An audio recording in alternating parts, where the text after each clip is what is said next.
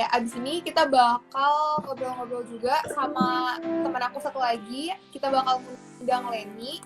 Dia sekarang berkuliah di Universitas Padjadjaran dan ngambil jurusan administrasi bisnis nih. Mungkin buat anak-anak IPS yang mau nanya-nanya terkait administrasi bisnis bisa juga nih tanya ke Kak Leni. Nah, nanti sama Kak Leni kita bakal ngobrol-ngobrol tentang TPS, terus tentang strategi belajar kayak gimana mempersiapkannya, terus kita juga bakal nanya-nanya tentang kondisi pas ngerjain SBMPTN. Jadi sebenarnya pas kita ngerjain tes itu situasinya kayak apa sih ruangannya, terus kira-kira flow kerjanya kayak gimana biar kalian juga lebih siap gitu, kira-kira udah tahu apa yang bisa kalian expect pas kalian menghadapinya. Oke deh, kita langsung aja undang. Hai Leni. Hai Tasya. Oke, udah muncul nih Leninya. Oke, mungkin bisa, tadi aku udah perkenalin kamu ke yang lain sih Len. Mungkin kalau kamu mau perkenalan diri lebih lanjut lagi. Jadi nama aku Leni Rahayu, biasa aku dipanggil Leni. Aku alumni SPEK Angkatan 4. Sekarang aku kuliah di Unpad, jurusan Ilmu Administrasi Bisnis, teman-teman. Tuh ada hai dari Sir Michael sama Sir Rio tuh. Sir Ma. Oke, tuh ada Mari juga. Oke deh Len. Kalau gitu mungkin aku bakal mulai nanya-nanya nih. Tentang TPS dulu deh Len, soalnya kan tahun ini adik-adik kita juga bakal menghadapi TPS doang nih UTBK-nya. Nah, kira-kira tahun lalu pas kita ngerjain itu kan adalah TPS pertama yang dibuat sama LTMPT. Dan seingat aku itu TPS-nya beda banget nih daripada tahun-tahun sebelum tahun kemarin itu. Nah, kira-kira kamu bisa sharing nggak tuh Len, perbedaannya apa gitu TPS yang tahun-tahun sebelumnya dibandingin sekarang yang versi LTMPT. Oke. Sebelumnya hai guru-guru yang tadi udah bilang halo, belum sempat aku jawab hai. Terus ada pertanyaan dari Misros, mungkin nanti kalian dijawabnya. Jadi sekarang aku mau bahas dulu ke topik yang mau aku bahas tentang cara menghadapi TPS. Nah teman-teman, sekarang kan di tahun kalian itu tesnya TPS aja ya, dan yang aku tahu tuh waktunya 120 menit dan TPS itu sendiri dibagi menjadi 4 bagian. Nah ketentuan ini tuh sama kayak di tahun aku sebelumnya. Jadi kita bahas dulu di bagian pertama itu di penalaran umum. Nah di penalaran umum ini teman-teman terdiri dari 20 soal, nomor 1 sampai 15 itu isinya artikel. Nah artikel ini jujur paragrafnya panjang banget, bisa sampai 5 sampai 6 paragraf, dan satu artikel itu rata-rata buat 4 soal teman-teman. Rata-rata ya buat 4 soal. Nah terus di artikel ini juga ada disediakan grafik, ada angka-angka yang bisa berupa angka puluhan, ribuan, presentase yang nanti kalian diminta untuk menginterpretasikan grafik itu apa sih sebenarnya gitu. Nah, tips dari aku untuk mengerjakan penalaran umum artikel dari nomor 1 sampai 15 ini, pertama kalian baca dulu nih soalnya yang diminta tuh apa. Kalau misalnya di soalnya dibilang berdasarkan paragraf 3, kalian langsung ke paragraf 3. Terus kalau ditanya lagi, berdasarkan grafik di atas, kalian langsung lihat grafiknya, terus kalian interpretasikan, seperti itu. Jadi tips aku di penalaran umum ini, kalian harus juga belajar tentang cara menganalisa dan membaca grafik dengan baik. Karena jujur teman-teman, grafik keluar ada banyak banget pokoknya di penalaran umum. Terus itu tadi nomor 1 sampai 15. Nah, waktu di tahun aku tuh nomor 16 sampai 20 itu berupa pola-pola aritmatika, kayak barisan aritmatika, deret aritmatika. Terus ada juga yang polanya tuh kayak gini. Jadi ada gambar segitiga, terus gambar persegi, terus di dalamnya ada kotak-kotak isinya angka-angka, terus ada lagi segitiga, ada lagi angka-angka, terus ada segitiga lagi, terus ada kotak yang dikosongin. Tuh kan harus nyari angkanya itu berapa. Nah itu kalian harus tahu polanya seperti apa. Nah jadi saran aku, kalian juga harus banyak belajar mengenai pola-pola ini, barisan aritmatika dalam bentuk angka, huruf, terus yang tadi aku teman-teman. Terus sekarang kita lanjut di bagian 2. Di bagian 2 itu ada pemahaman bacaan dan menulis. Nah di pemahaman bacaan dan menulis ini sebenarnya artikelnya itu nggak sebanyak di pengeluaran umum tadi. Artikelnya itu lebih sederhana. Cuman tantangan yang ada di sini itu kalian diminta untuk lebih mengerti tentang ejaan. Nah, jadi buat kalian itu, kalian beneran harus banget ngebaca tentang PUEBI, kalian ngertiin, kalian hafalin tuh yang mana tidak baku, terus mana kata yang harus digaris miringin, yang harus ada tanda petik dua, yang tanda koma. Biasanya tuh di bagian ini juga ada ditanya tentang simpulan paragraf gitu. Jadi di simpulan paragraf ini aku saranin ke kalian baca dulu semua soal, karena simpulan paragraf yang diminta di UTBK itu nggak secara tersurat langsung ada, itu nggak sama sekali. Benar.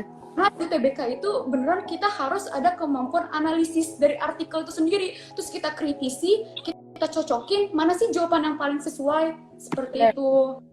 Nah, habis itu kita lanjut ke bagian ketiga. Bagian ketiga itu tentang pengetahuan dan pemahaman umum. Nah, ini tuh dibagi jadi dua ya, 12 soal bahasa Indonesia, 8 soal bahasa Inggris. Kita bahas dulu yang dari bahasa Indonesia. Nah, di bahasa Indonesia ini artikelnya emang lebih panjang daripada bagian kedua, tapi nggak sepanjang di bagian pertama, yaitu penalaran umum. Nah, di sini tuh biasanya yang diminta tuh tentang gagasan pokok, kesimpulan juga ada, terus biasanya tuh ada kalimat tumpang, terus kalian suka diminta kata yang cocok untuk melengkapi kalimat tumpang itu apa sih.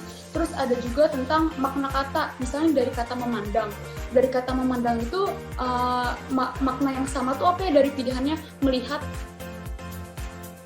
seperti itu. Nah, terus di bahasa Inggris. Nah, bahasa Inggris ini walaupun cuma 8 soal, dia itu ada 2 artikel. Satu artikel itu buat 4 soal. Beneran panjang banget di bahasa Inggris ini. Ada 5-6 paragraf. Jujur aja itu panjang banget kayak di penalaran umum. Cuman ini yang harus kan hati-hati di bahasa Inggris. Bahasa Inggris itu vocab yang digunakan dalam artikel tuh nggak yang seperti kata-kata biasanya kita dengar, jarang banget. Rata-rata tuh kayak kata-kata ilmiah dan susah Benar. Kata-katanya susah. Jadi menurut aku kalian harus sering-seringin sih ngerjain yang kalian nggak tahu, karena ada beberapa soal diminta tuh gini, kata ini memiliki makna apa, gitu.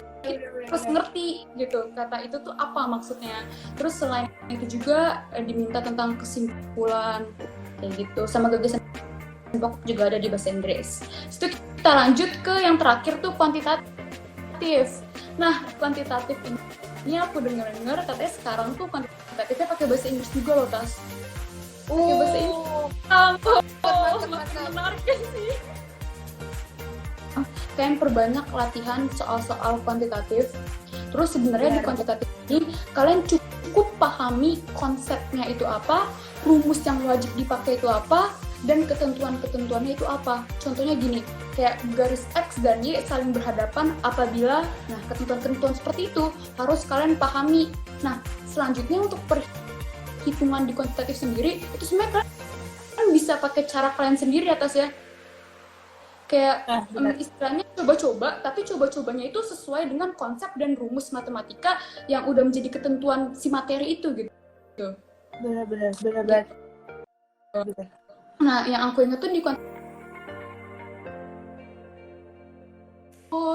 itu yang aku ingat ya. Terus ada lagi mungkin aku udah lupa.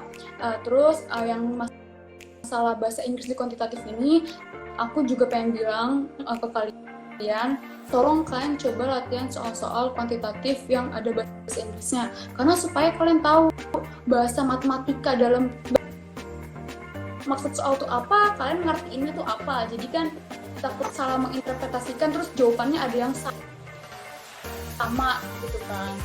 Gitu. Bener banget. Terus ini tuh yang kalau tahun lalu aku tuh juga nonton video YouTube, karena sejujurnya video YouTube tuh ya kan banyak banget tuh mereka yang ngupas kayak pola-pola aritmatika ya. Jadi kalau kita ketemu yang kayak gitu, kita tuh udah pernah lihat tuh di video-video YouTube, jadi nggak kaget lagi. Nah terus nih mungkin buat kalau tips dari aku juga, ini lagi buat ngerjain kuantitatif tuh tahun lalu tuh aku pakai timer tuh latihannya. Jadi kan kuantitatif tuh kalau nggak salah 15 menit ya. Jadi di rumah tuh aku ini pakai soal-soal, kan dulu aku ikut bimbel juga dari suatu bimbel gitu. Terus ngerjain berapa soal gitu. Jadi coba deh kalian coba targetin waktu, dan makin lama makin cepet, jadi puas sendiri juga sih, jadi lebih termotivasi. Itu sih mungkin.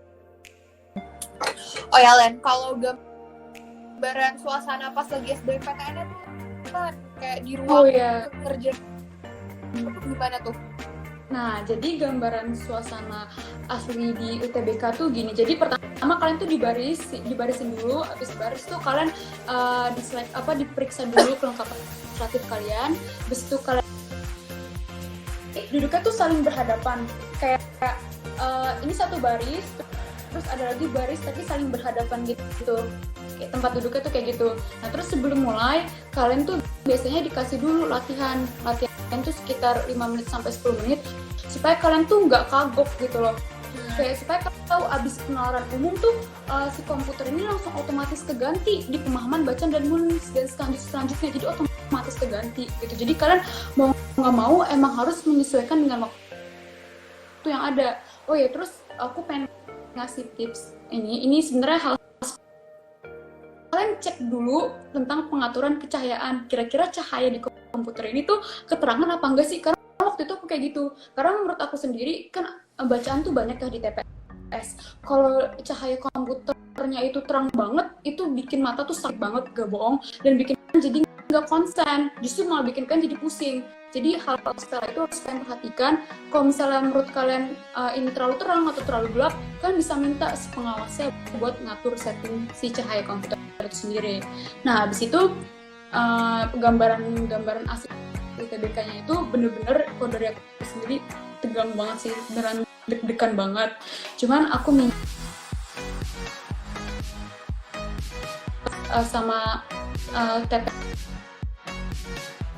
yang sosum ya, itu sebenarnya lebih susah di TPS kalau menurut aku. Karena TPS kan harus konsentrasi. Jadi jangan deg-degan, pokoknya bener-bener jangan deg-degan, bawa santai, bawa enjoy, nggak usah tengok kanan kiri karena itu bakal bikin waktu kalian tuh jadi kebuang. Pokoknya fokus aja gitu ke yang ada di depan mata kalian saat itu. Gitu sih, Tas.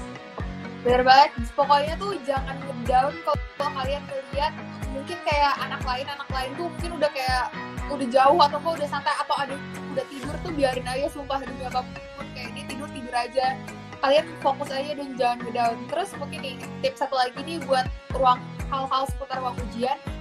Kalau pas aku tuh ruang ujiannya tuh bener-bener dingin banget, udah bawa kayak kardigan gitu, dan karena kita UTBK kan pakai baju bebas, jadi boleh aja gitu kalau kita pakai kardigan atau jaket gitu. Ya, jadi mungkin kalian jaga-jaga bawa baju kayak jaket gitu, jadi kalau misalkan panas kalian bisa lepas dan pakai kaos aja, tapi kalau dingin kalian bisa doublein gitu, soalnya kalau kedinginan juga ngerjainnya gak enak dan jadinya kayak makin bikin deg-degan gitu sih. Iya, bener. Oke, Len, ini nih terakhir nih, Miss Rose tuh tadi nanya kira-kira berapa persen pelajaran SMA yang dipakai pas kuliah?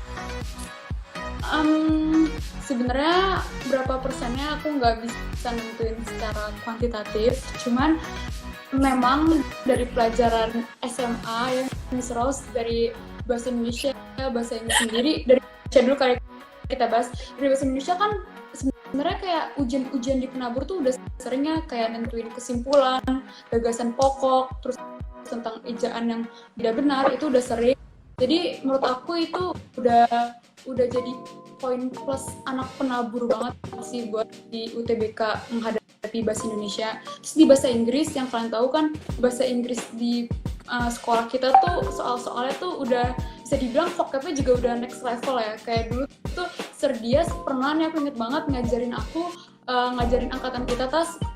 Jadi kita disuruh baca berita, terus vocab yang kita nggak ngerti dilisin terus ditulis artinya. Itu beneran helpful banget buat aku. Kalau dibuat dulu kan ada tentang materi sosum ya, jadi ada sejarah, geografi, ekonomi, matematika, terus sosiologi. Nah, di sejarah sendiri nih Miss Rose, jujur aku ingat banget itu ada pertanyaan tentang camp Nazi di Polandia atau di mana gitu ya. Pokoknya itu emang jarang ada orang yang tahu. Cuman karena Miss Rose pernah ngasih tahu dan Miss Rose pernah ngasih film tentang sejarah di kelas kita.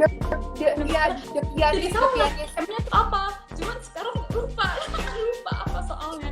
Pokoknya jadi menurut aku jujur yang udah dipelajarin di Penabur dulu waktu aku SMA di UTBK ini ada memberikan pengaruh buat diri aku sendiri buat mengerjakan soal-soal itu supaya aku bisa tahu trik-triknya itu kayak gimana, terus cara menganalisa yang kayak apa, sama materi-materi itu udah aku denger sebelumnya kayak gitu. Oke, sip. Kalau buat pas perkuliahannya mungkin tergantung jurusannya kali ya, Len. Pas lagi kuliah banget ya itu. Ya, oke deh, sip. Oke deh Leni, thank you banget nih udah sharing-sharing sama kita. Iya. Buat yang mau nanya-nanya soal Oke deh, thank you banget nih Len. Dadah. Tasya, thank you so much. Dadah.